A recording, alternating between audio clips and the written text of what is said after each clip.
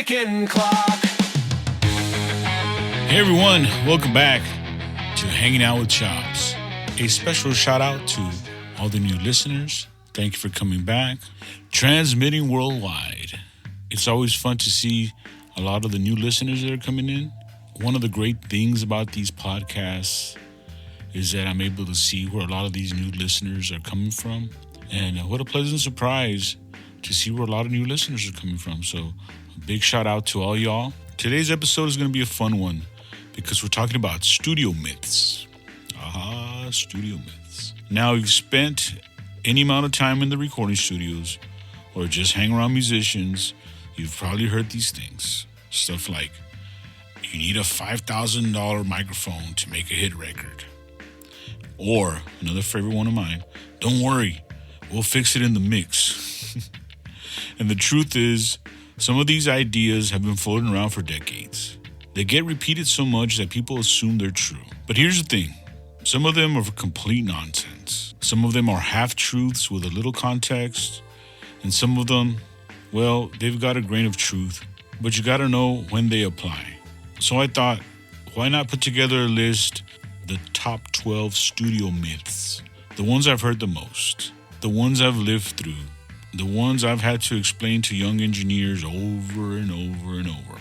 We're gonna break these down one by one. I'll share my experiences, a few funny stories, and hopefully give you a cleaner picture of what's real and what's just studio folklore. And who knows? Maybe one of these myths is something you've believed yourself. Maybe you're even guilty of saying a few of them. But that's all right. Today we're going to have some fun with it. And hopefully you'll walk away with a little more clarity. And maybe a couple of laughs too. So grab some coffee, get comfortable, and let's bust some of these myths. Starting with a big one.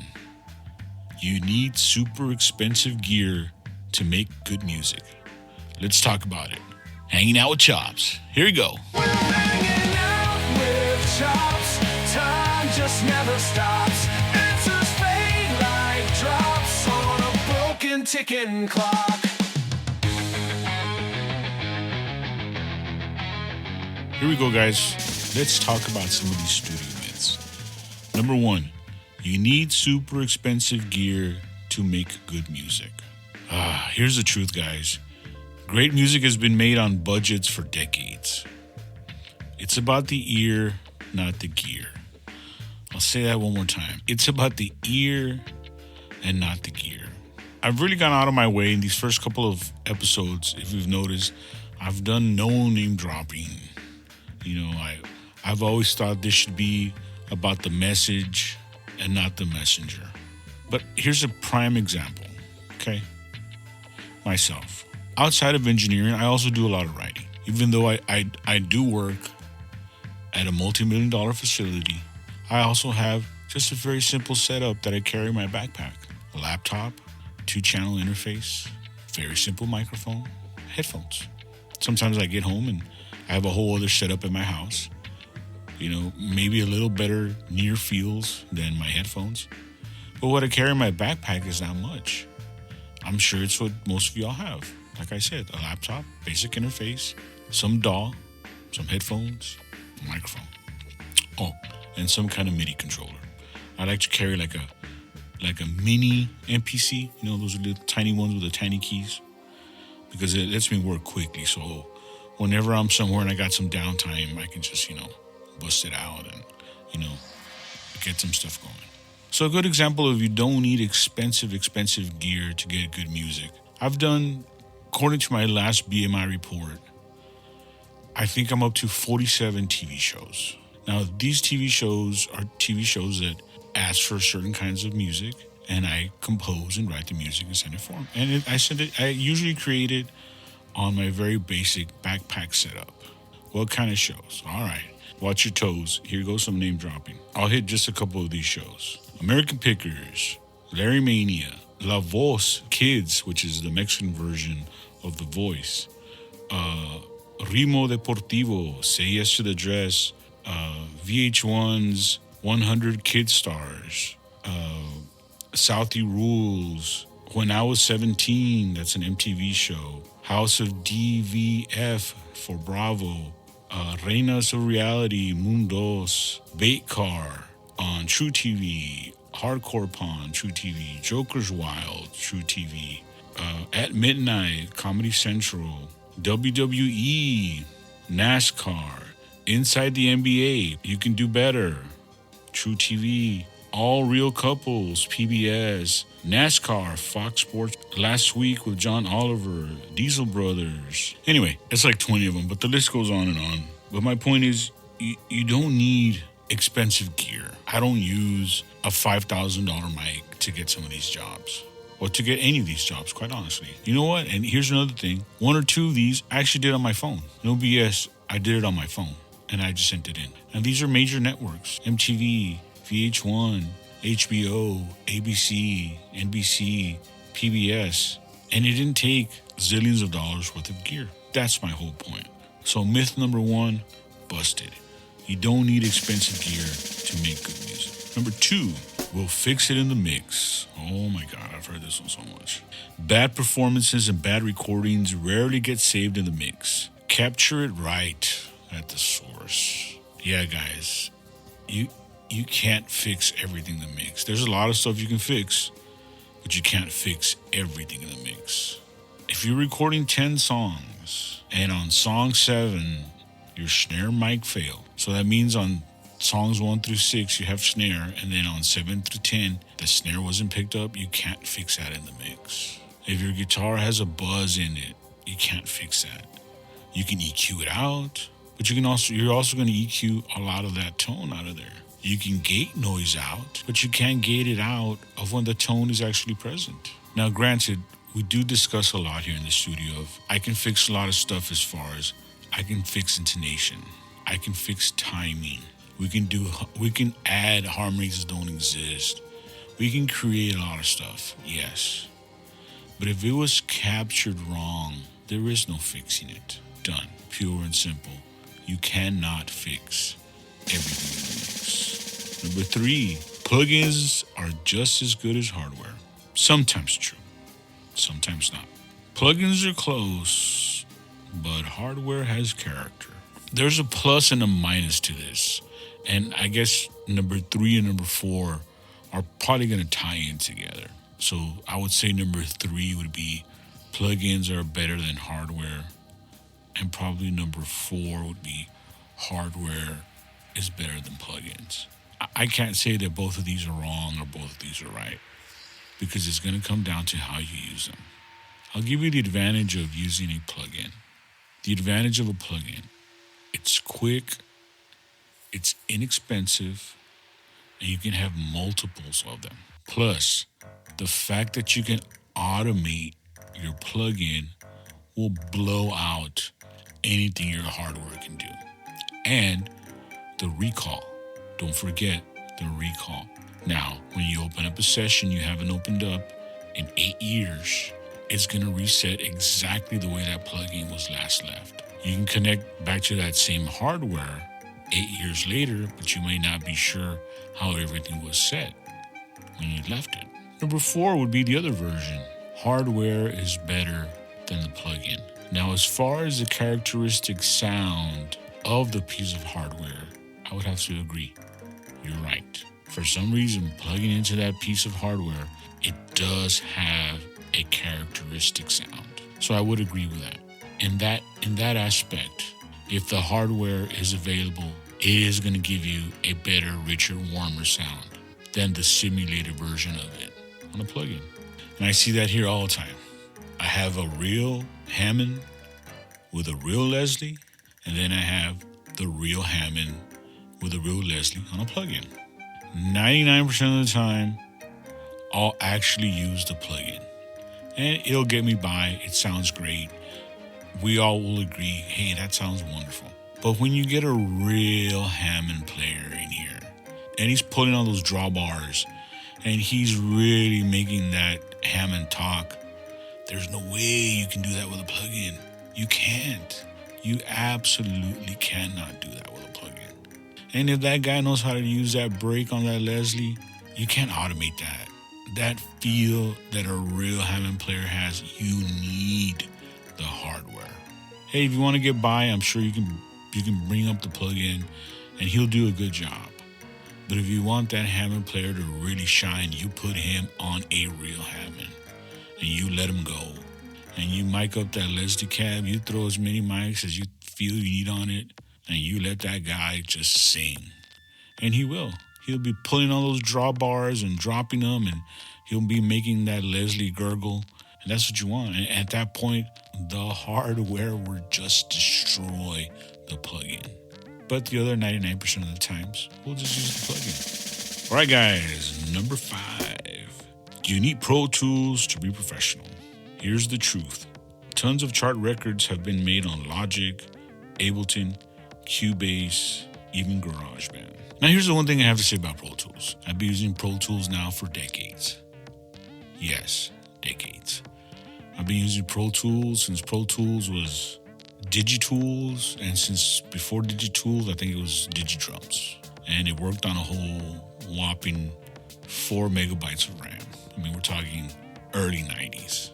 And yeah, when it comes to making money, for some reason, Pro Tools is the way to go. When I turn in a project to a client and I put my hand out to get paid, for some reason, there's a comfort factor that goes with Pro Tools. If the client sees Pro Tools on the screen, for some reason, they let go of that money faster. I don't know why. I don't know if it's a head thing, but that is a reality that I've experienced for the past couple of decades.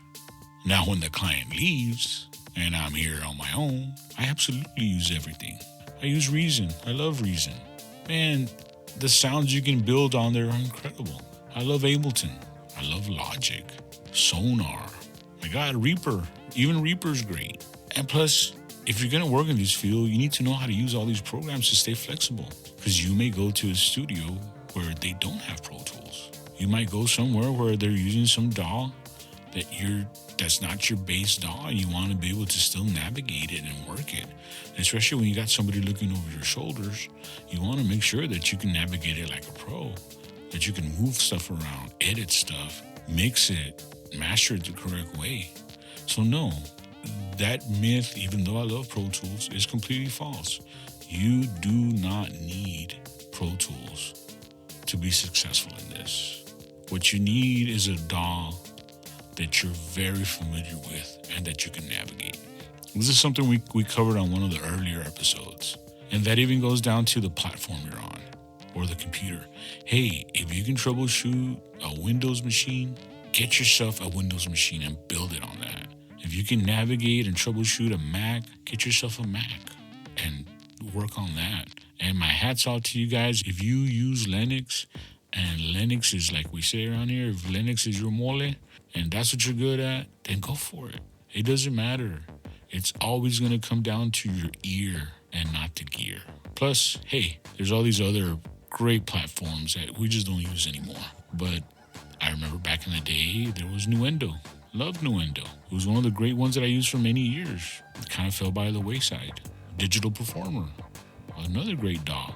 Used to use that one for quite some time. Just kind of fell out of favor and just don't use it anymore. And then there was all those smaller ones, Acid, and of course Cool Edit Pro, which is probably what all the radio stations used to use, you know.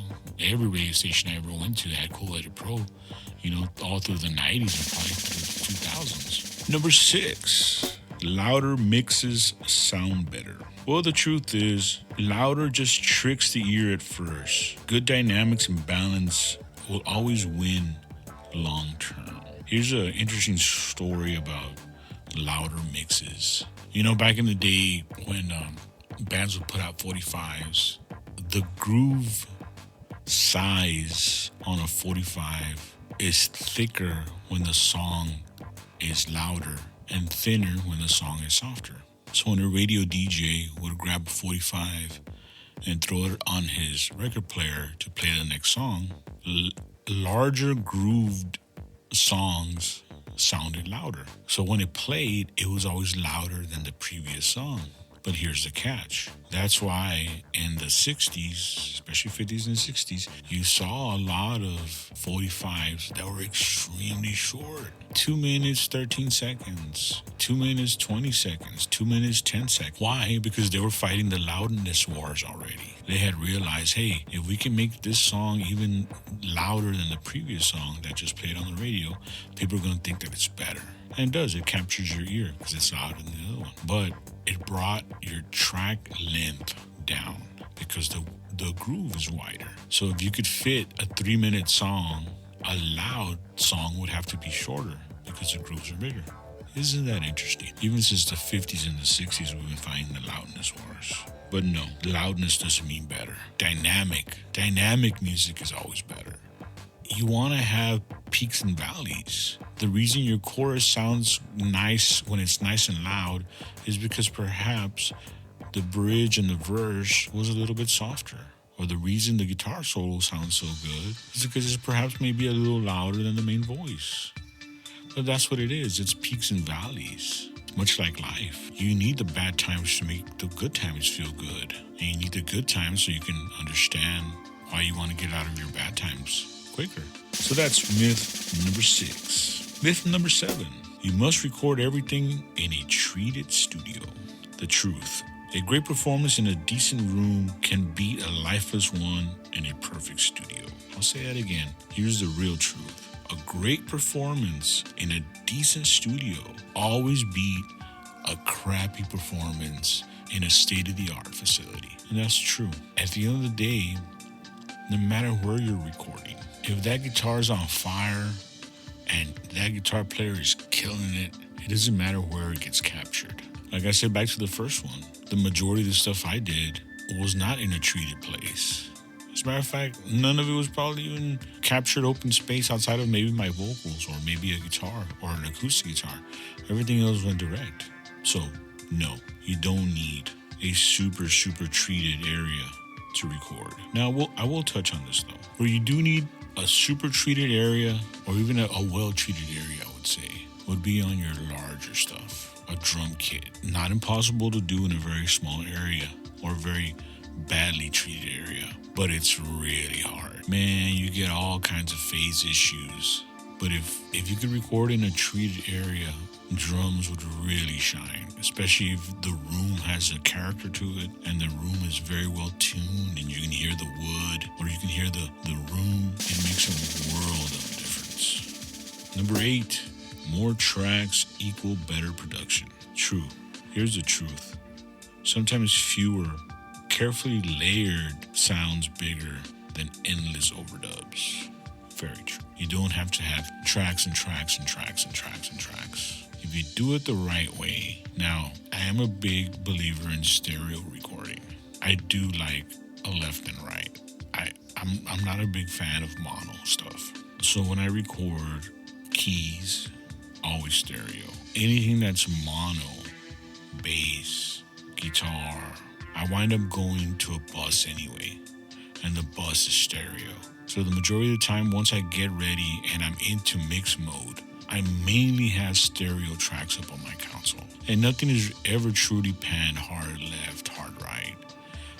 If I go hard left, I still have a little wetness on my right. Right? Same thing the other way. If I go hard right, I still have a little wetness to my left. And of course, if I go completely stereo, where it's all the way slammed to the left and always slammed to the right, that is an approach I'll take on certain things. Hey, I like that on overheads, or I like that on room mics. Why? Because I'm trying to create the biggest space possible. But I don't like to record a guitar and then record it again and then record again unless I'm going for a natural chorusy sound. Yeah, I might overdub some acoustic guitars. Hey, but man, some of these guys are so good and their strumming patterns are so perfect that I sometimes have to tell them, hey, dude, let's dirty up this one because it sounds exactly like the other one.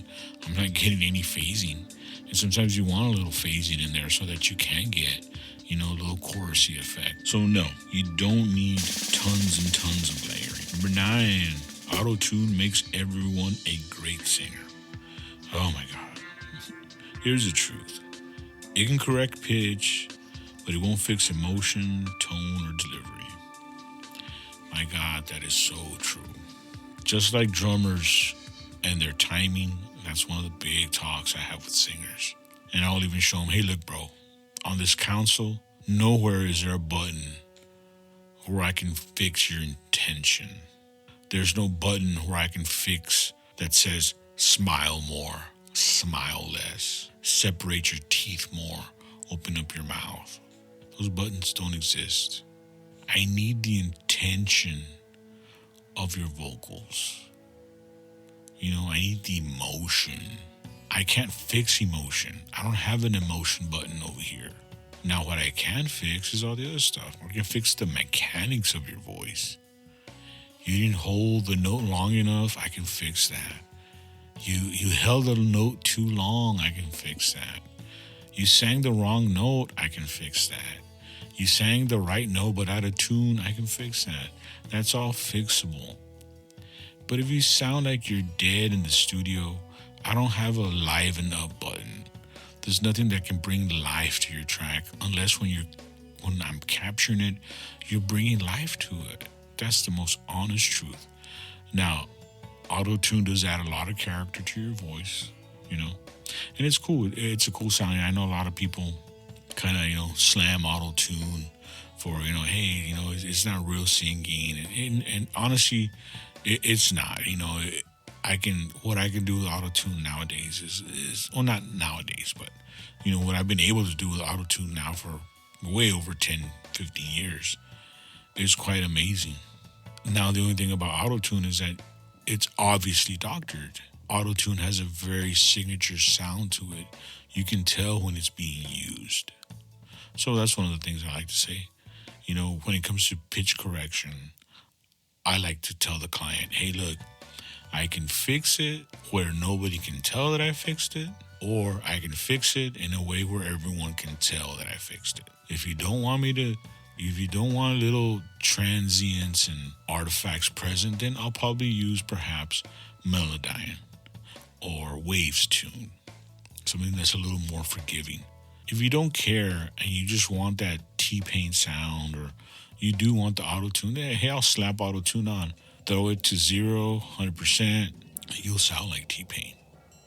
Now, one cool thing about auto-tune that y'all may not know is it actually came from one of the developers at Exxon. Yeah, Exxon, can you believe that? That's where it came from. They were coming up with some software to find oil. I think it was under the seafloor. And the guy realized that this actually could be used for audio. And he used that same technology and he came up with auto-tune. So the guy that actually developed it worked for Exxon. It's crazy, right? He didn't work for like a music company. He actually worked for oil and gas company. Number 10, analog tape always sounds better. Well, here's the truth. It sounds different. It sounds different with character. Better depends on the taste. This is what I have to say about tape. If you're going to record a performance, in other words, beginning to end, there's no heavy editing. It's just I'm going to record it, and then I'm going to mix it, and I'm going to master it. You know what? Recording on tape is really cool. It's really warm. Thresholds and going into the red are really forgiving. So I'll give you a good example. If you're recording, like, let's say a jazz combo, and it is what it is, we're going to record these 10 songs, and, the way they get recorded is the way they get recorded. Then, yeah, recording on analog tape is actually kind of cool. It's really nice. But, man, if you're going to get into heavy editing, heavy splicing, you're going to die. Man, if you got to bust out that grease pen and start slicing up that tape, man, just go to Pro Tools or go to your DAW. It's going to be quicker. It's going to be way easier. But if it is just a performance with not heavy editing, yeah, tape is nice. And it does have a very characteristic sound. It's very warm. And I do enjoy it. It's not very often now that I do a project from finish to start on reel to reel. A lot of the more recent projects that I've done are transfers. So these are 24 track reel to reels or 16 track reel to reels that we transfer over to Pro Tools, and then we'll actually remaster them. But it's not a true AAA, which would be, recorded analog, mixed analog, and mastered analog. Most of the stuff we do now will be, ADD, which would be, recorded analog but mixed and mastered digitally. So that's number 10. Number 11, you need expensive monitors to mix properly. Well, the truth is, knowing your speakers is way more important than how much they cost. That is so true. And I would take that one more step. Knowing your speakers and knowing your room. Knowing what the bassiest part of your room is. What's the flattest part of your room. In conjunction with knowing your speakers. I'm more than sure if you heard these stories. Back in the day, I used to make a CD and go down to my whatever electronic store was around. Sometimes it was Walmart or sometimes it was like a big appliance store. And I would play my CD in all the different systems to kind of get an overall of where am I at? Is this too bassy? Is it too thin? Is it too soft? Is it too loud? But once you really get to know your speakers, that's the best approach I can tell you. So false. You don't need $50,000 Genelecs. I mean, they're nice. They're good to work with. But the speaker on its own is not the magic pill. It's not the one solve all. It's your ear, not the gear. All right, and we're getting pretty close. Here's number 12. Big studios are dead. Well, the truth is, home studios are booming. But big rooms still have a place. When it comes to big orchestras, when it comes to big, large ensembles, you need a big studio. When it comes to actual size, there's no way you can do it. You can't record a 12-piece band at your house. I mean, you can if you do drums first or rhythm section first and this and that later. But if you're going to record an entire ensemble, a big choir, big orchestra, hell, a big mariachi, a big funk band with a horn section and percussion players and, your rhythm section, yeah, you're going to need a big, big space. Well, there you have it, guys. 12 of the biggest studio myths I've run into over the years. Now, here's the thing. Every one of these myths has a little grain of truth to it. Somewhere along the way, somebody experienced it once or misunderstood it, and it just got repeated so many times, it became studio folklore. And I do little hand quotes. Studio folklore. But the reality is, there's no one way to make music. There's no secret piece of gear. There's no magic plug-in. There's no universal rule that makes a song great. Every project is different. You can't treat every project exactly the same, guys. When band one comes in and they can't even get from beginning to the end without falling apart, you're obviously going to treat them different than band 2 that's probably on their 20th album. Or band 3 that's incomplete and so far all they have is a singer, songwriter, guitar player, bass player, and then the rest are going to fill in with studio guys. So every project is different. There's no magic formula there. There's no one size fits all that works for everyone. At the end of the day, what really matters is your ear, your taste, and your ability to connect with people. The musicians, the singers, and the audience. Technology is a tool. Whether you're using a $200 mic or a vintage Neumann or a Telefunken, whether you're mixing on Pro Tools or GarageBand, the goal is the same, to make something that moves people. So my challenge to you is this: don't let myths hold you back. Do it. Start it, finish it, wrap it up, get it done. Let's move to the next project.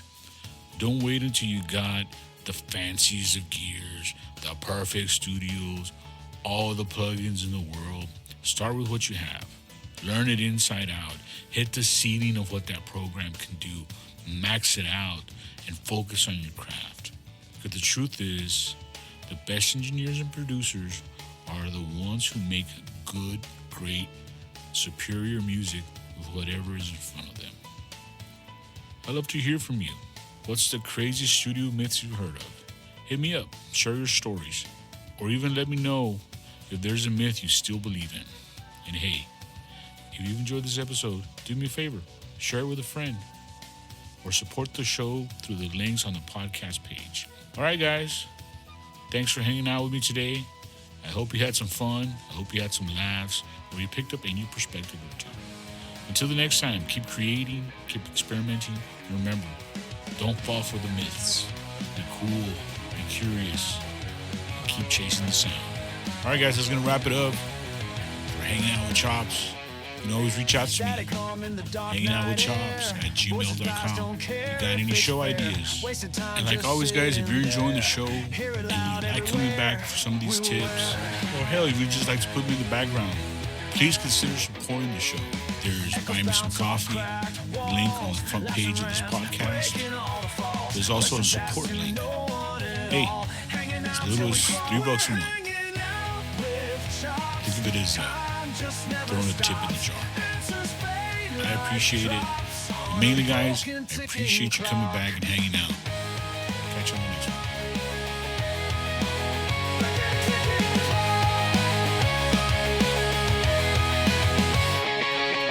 Stories told without a clue, lost in chaos, nothing new, searching for the something true, faint whispers in the blue. Tune in, get lost in the flow, unknown faces in a show.